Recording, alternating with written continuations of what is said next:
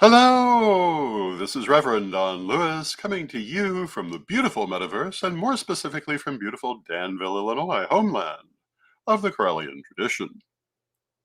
And this is Midday with Reverend Don. Welcome. And today is Tuesday, and I'm going to continue my something less than diplomatic discussion of diplomacy today. I hope that you enjoyed yesterday's discussion. A number of people said that they did. And, I have to say that I am continuing to talk about issues of leadership and politics because mostly of the reaction I'm getting from people. I'm having people tell me that they're enjoying it, and I'm seeing effects in the wider community of things that I'm bringing up. So I guess I need to continue talking about it. If you've followed my work for any number of years, you'll know it's not my preferred topic to talk about. I love to talk about metaphysics. I love to talk about the witchness of the why. If you followed my vlogs, you'll know that I did sometimes talk about this kind of issue, but not for the most part. But I think that we're at a point that a lot of these things need to be said. Now, if you follow Midday with Reverend Don, you know that you can type your questions or comments into whatever platform you're watching on. They'll show up here in my chat room, and we'll be able to talk directly. And hello to Cassandra in the chat room. And Cassandra says, I only caught some of it yesterday, but I enjoyed what I was here for. And, the broadcast is always available afterwards. So you can go back and see the rest of it if you wish to. And hello to Janet Winston in the chat room. It's good to see you, Janet. We take great pride in the fact that our video offerings have remained available for as much as 20 years now. And our little daily live broadcast of Midday with Reverend Don is still available on pretty much any of the platforms it shows up in, and in particular at CorellianTV.com. And hello to Mary Hawk in the chat room. And, we've been doing this for a long time, and we've had the privilege of covering a lot of historical occasions, of talking to a lot of historical people. And all of that video is still there for you. That really isn't part of today's conversation, but it is something that I think is worth remarking on. Many of the people that I have been privileged to interview over the years are no longer living in this world. They will give no further interviews, but you can still see them on Corellian TV. All of the rituals that we've covered happened only that one time, but they're preserved in video, and you can still see some of these formidable people coming together. In ritual circumstances, you can see workshops that they offered, that they allowed us to videotape. You can see all sorts of things. And we regard that as a historical document that we hope will endure. And although that may not immediately seem to be part of a conversation on leadership, it is in its way. In terms of my personal path, that role of documentation and preserving our history was always very important to me, always very important to Ed the Pagan, and we made that happen. And, there were other people out there documenting some of these things, usually not in video, but in other ways. But find their documentation today, and it's not so easy. I often talk about my early days in the pagan press. And I remember a lot of fascinating people whose names younger people will never have heard. And try to find their articles, try to find any interviews they may have done. It would be very difficult. How many of you have heard the name Donna Lyon Rose? How many of you have heard the name Bill Hines? These were major contributors to the pagan press, but their voice is gone today for the most part. Hello to Renee in the chat room. It's good to see you. Some others, like Gray Cat, are a little better remembered. Um, but a lot of those things just went by the wayside because no one preserved them. And we believe preserving history is very important to the future. Hello to Arlene in the chat room. It's good to see you. And last week we were revisiting last year's ninth convening of the Parliament of the World's Religions for exactly this reason, to keep that memory alive, to remind everyone what a wonderful event it was, to remind Corellians what a wonderful presence we had at that event. And hello to Janet Gann in the chat room. It's good to see you. And we could do that because we photographed and videotaped so much, or I should say videoed. But I'm old and I still think in terms of videotape, even though no one has been using videotape for a long time. But we videoed a great deal. And therefore, we were able to bring it back to you. And you can access that in our archives at any point. Now, today, I wanted to continue talking about diplomacy. But I think the first thing I'm going to point out about diplomacy is that everything I've just said is also about diplomacy. Being a person who is acting as a journalist in this community is a very diplomatic position. You might not think of it that way, but it is. And hello to Jason in the chat room. It's good to see you, Jason.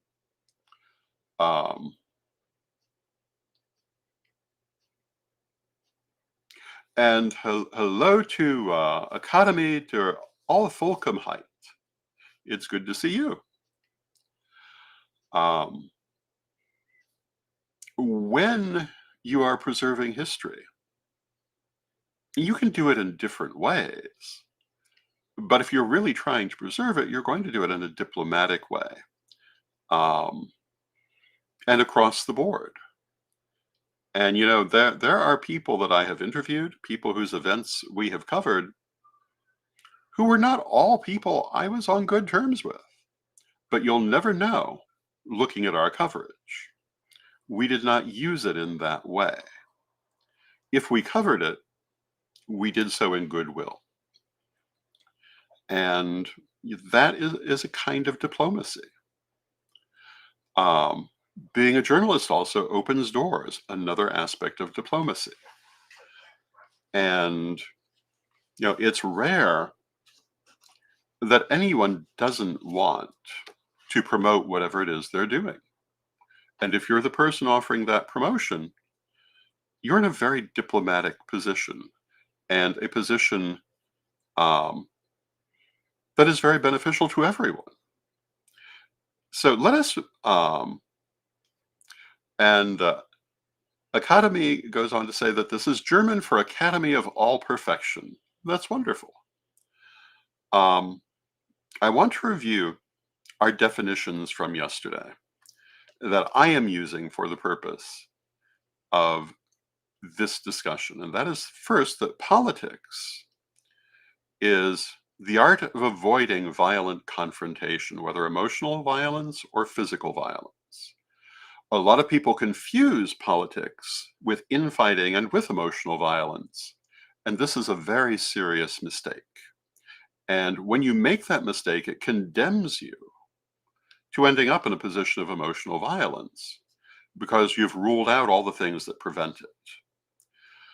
Politics was discovered and perfected as the way of avoiding, particularly in cities, open confrontation. And it is largely the art of compromise and diplomacy. And diplomacy is the art of convincing people to find the most productive way of doing things, the most mutually productive way of doing things. Although one of my favorite descriptions of diplomacy, which used to be applied to my cousin Crystal quite often, is the idea of the person who can tell you to go to hell but make you happy to be on your way.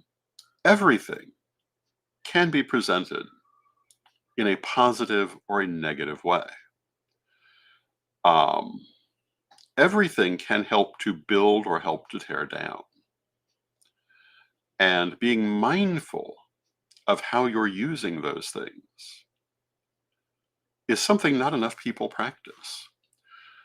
Um, a lot of people, and this has been very true in the pagan community, um, are not thoughtful about the conflicts that they have or why they're having them. And, I was speaking in a previous program about choosing your battles, or in other words, avoiding conflicts that you don't need, that don't benefit you. But a lot of people seem to just love being in one conflict after another. They love the emotional rush of it. And this currently is greatly afflicting our wider society. To some extent, always has. Part of it's human nature. When you're in a conflict, all of your adrenaline is going and you feel very excited and blah, blah, blah. You also very frequently destroy everything around you. There are times you must have conflict. I am never going to be that person who tells you there will never be a time for conflict. One of my favorite paraphrases is of the great writer William Baldwin, who said, "We can love each other and disagree, except, to paraphrase, when what we disagree on is my fundamental right to exist."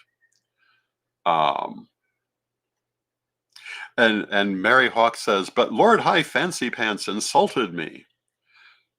And you see that all the time. People get their emotions hurt for one reason or another and feel like they just have to do something. They never ask themselves, is this really going to benefit me? Is it going to benefit my organization? Is it going to benefit my community? Or am I just going to make a mess? Um, and when you're looking at a potential conflict, there are times it must be had. But more often than not, it's a waste of everyone's time. More often than not, there are better ways of handling it. And my advice to those who want to think of themselves as leaders is to always look for those better ways when you can do it. You can't always, but when you can, look for the diplomatic solution, look for the political solution, or ignore it, depending on what it is. Um, Someone says something that's unkind. Is there any reason you need to pay attention to that? I think it's better to ignore it most times. And hello to Zayn in the chat room. And Academy says, Albert Einstein would have said it thus: there is nothing bad, all things are just relative good. And I actually am a believer in that point of view. You'll find it not quite in those terms, but you'll find it in my writing. Um, However, the term relative good is kind of important because it's not all equally good, at least in the moment. Now, I believe very much that ultimately all things are good, but they're not necessarily good for us where we're standing. And the biggest thing that causes people and organizations and communities damage is not paying attention to what is or is not good for them, what is or is not helping them, and instead getting caught in their emotions. And I will tell you, one of the things we've been promoting recently is the Witch Wars Defense Manual, Volume 2, How to Win. One of the things I'm sure it's going to remark on is that getting people caught up in their emotions is a great way of getting them to not focus on their own interests. And you see this very strongly in US politics in the last 30 years. Constant manufactured outrage has often caused people not to look, A, at what's really happening, and B, at what is beneficial to them. It's just gotten them all in their feelings to go out and do actions dictated to them by others that they didn't really think about. And that happens in our pagan community too. That's the very nature of a witch war. Getting everybody up in their emotions to run out and take actions whose ultimate conclusions they've not thought about are not necessarily beneficial to them, though they may be beneficial to someone, and to just take those actions regardless. usually to tear some group or organization or individual apart to the benefit of someone who may or may not be visible in the equation. And it's a difficult situation to put into highly simplistic terms because there are times that there are bad actors um, who something may need to be done about. Kenny Klein would be a very big example of this. Um, I mentioned yesterday a certain high priest in the old Chicago community whose name I will not enunciate because he's now completely forgotten, but in his day, he was a terror on the community and particularly on women in that community.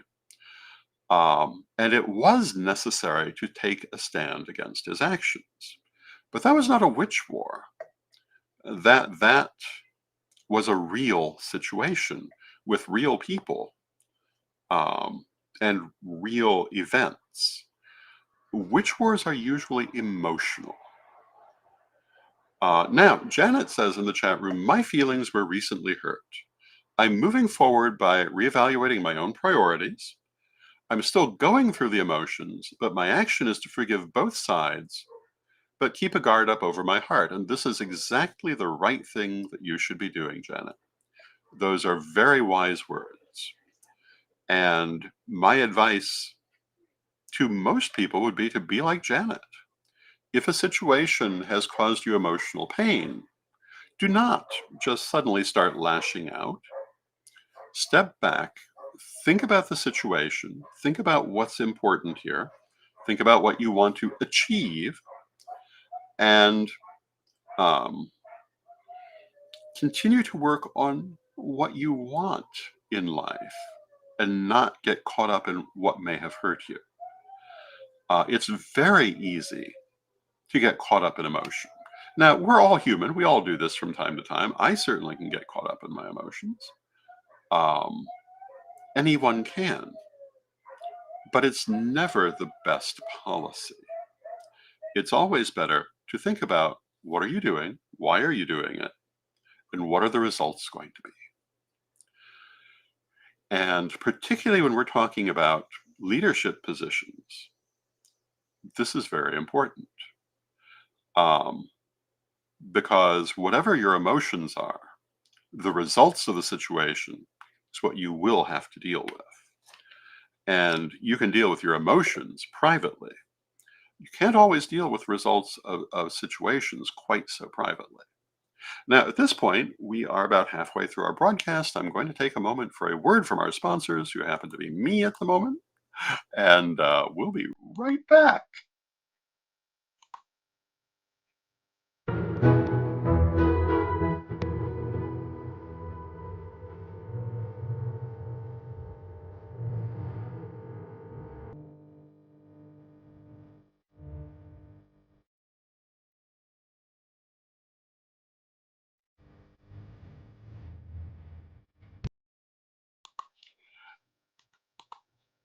And that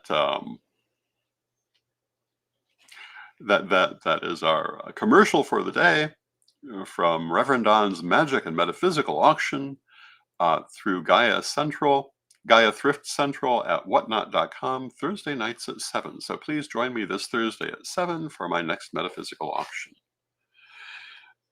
Getting back to our subject of diplomacy,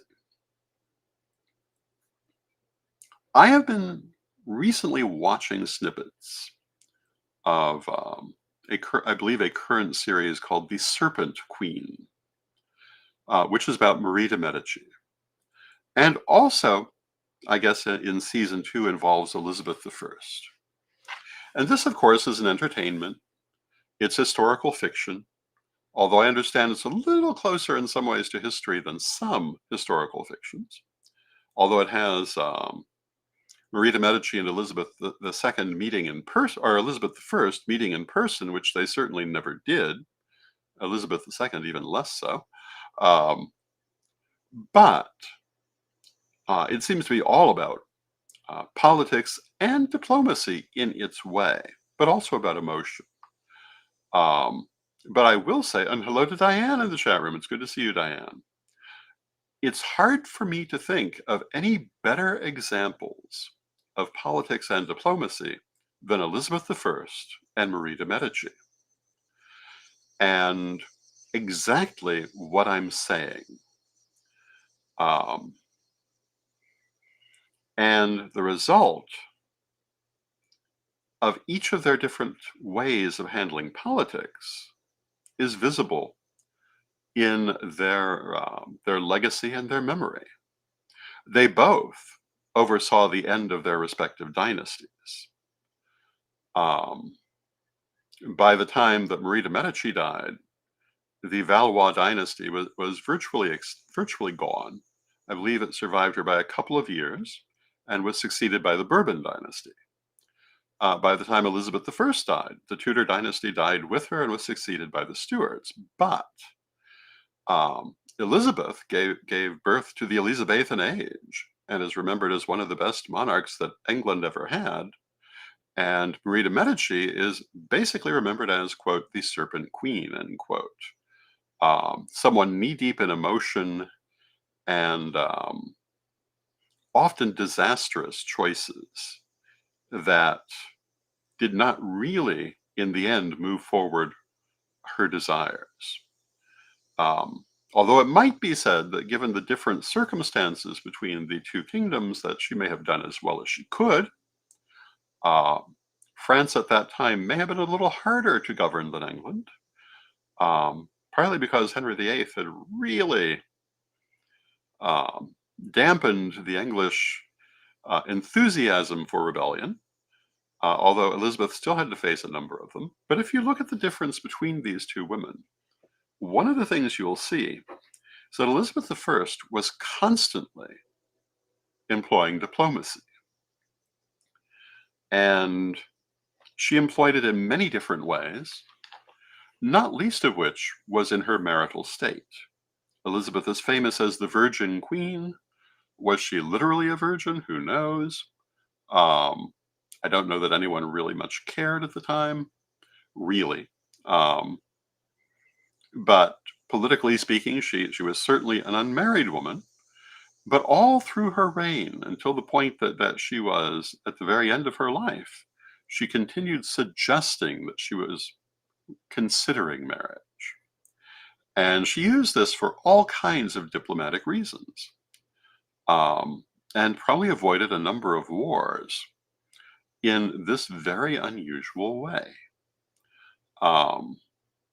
Certainly avoided, I think, a number of civil wars in this unusual way.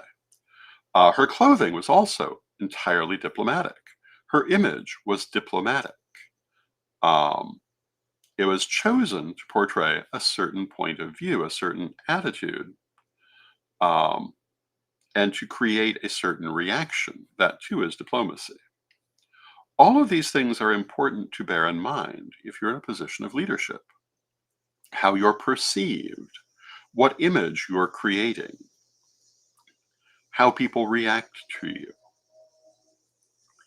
And a lot of people never stop to think about these things.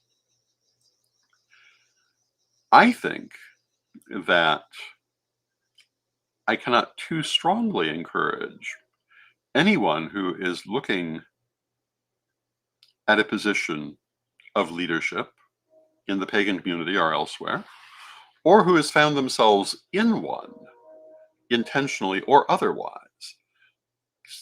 Pay close attention to your image. Pay close attention to how you behave in public situations.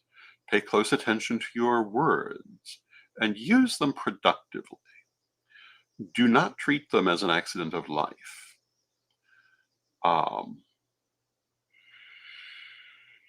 As I was saying yesterday, through most of my political life, I was extremely diplomatic by and large, until my eventual retirement as active first priest of the Corellian tradition.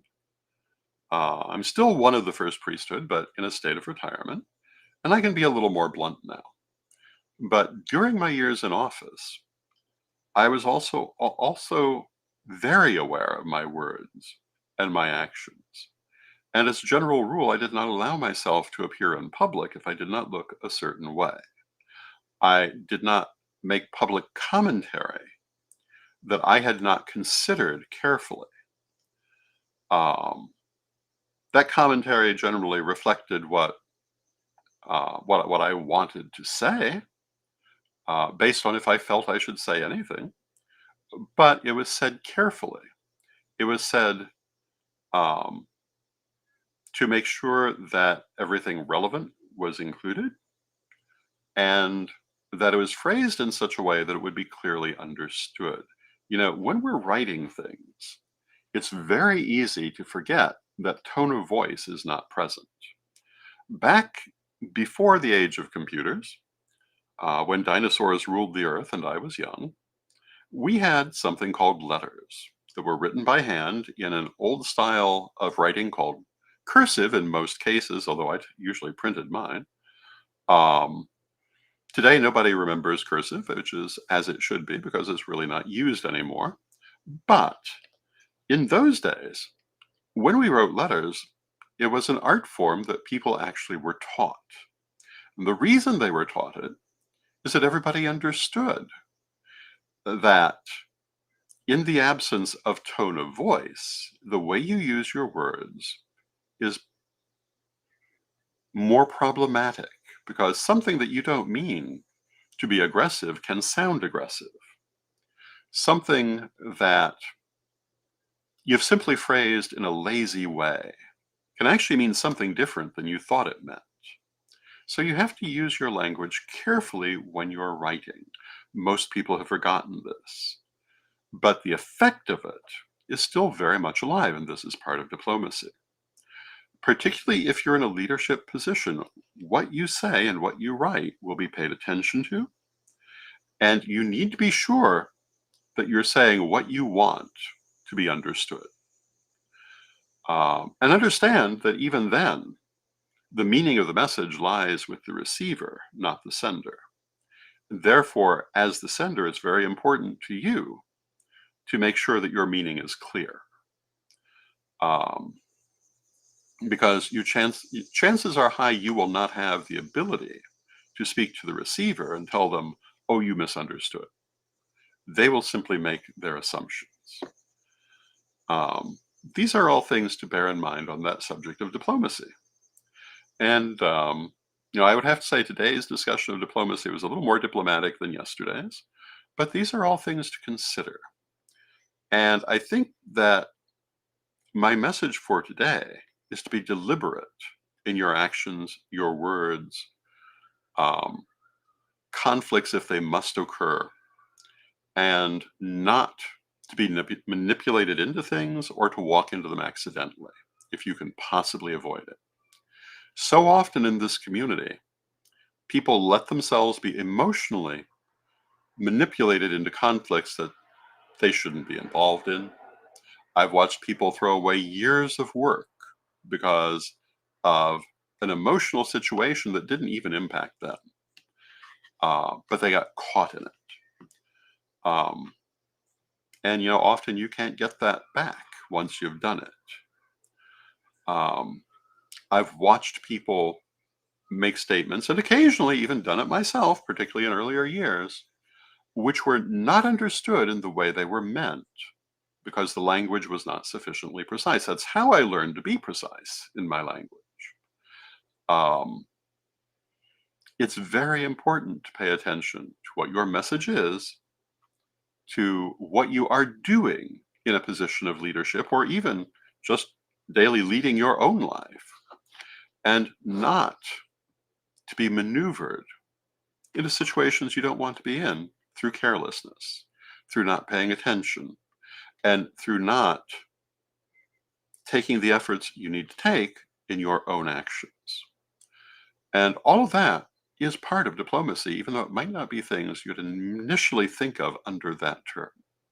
With that, I see we've come to the end of our half hour. I hope that you have enjoyed the program. I want to remind you of Rev Don's Magic and Metaphysical auction on Thursday nights at 7 at Gaia Thrift Central at whatnot.com.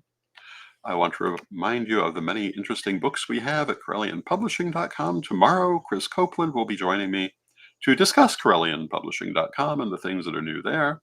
I want to thank all of you for joining me today. I hope you've enjoyed the conversation, and I will see you tomorrow. And with that, let us close with our prayer as we always do.